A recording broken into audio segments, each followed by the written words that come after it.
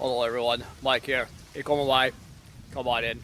Alright, this is what you guys have been waiting for. This is Ruby's performance from December 2024 through March 2025, including all expenses, income, and taxes. In December, Ruby was rented for 12 days, had $2,609 worth of expenses, gross income $702, tax $28, so net for that month was negative $1,935.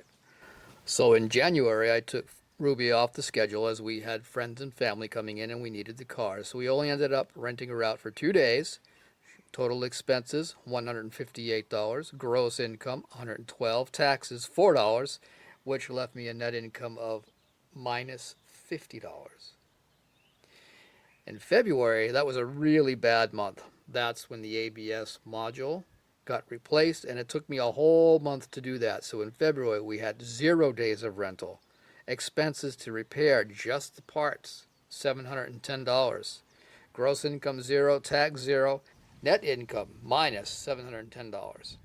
In March, we had Ruby rented out for 12 days.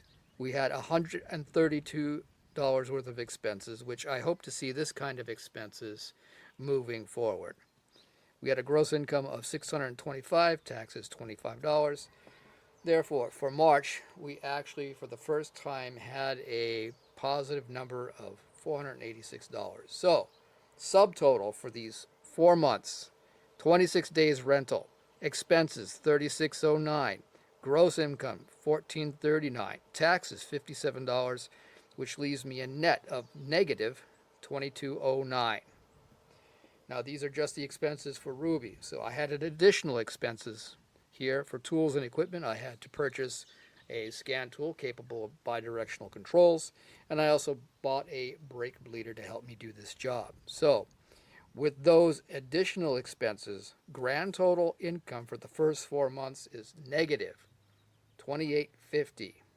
So now I estimate that my break-even point at $600 a month net income would be approximately 5 months. So I have to make about 5 months, about $600 a month with minimal expenses before I get to even break even on Ruby. So that's how it's going so far. Now I'm not going to lose heart because I can already see in March that number is starting to turn around. I expect my expenses to be high in the beginning, whether these are all repairs, which you will have also if you have a rented car. However, I did not actually have to purchase Ruby. So if I had purchased Ruby for $5,000 or $8,000 or $10,000, we would have had to add that amount of money to this number. But hallelujah, we already had the car, which is paid off. I didn't have to put anything out to purchase the car, so this is just all expenses. So at this point in time, I would still say that this is just a hobby for me. However, if I add another car, and if the Lord permit, I'll add another car, and another car, and another car, until I have at least, 5 or 10 cars. And at that point, once I have more than one car, I'll call it a business. But in the meantime, it's kind of a hobby, and we'll see how it goes. One thing is certain, though, as I expand and purchase more cars, I will not be doing it by getting into debt. It may take longer to do it that way, but I plan on purchasing cars that are inexpensive economy cars that I can pay for in cash, not get into any debt, and proceed that way. Thank you guys for watching. Have a wonderful day.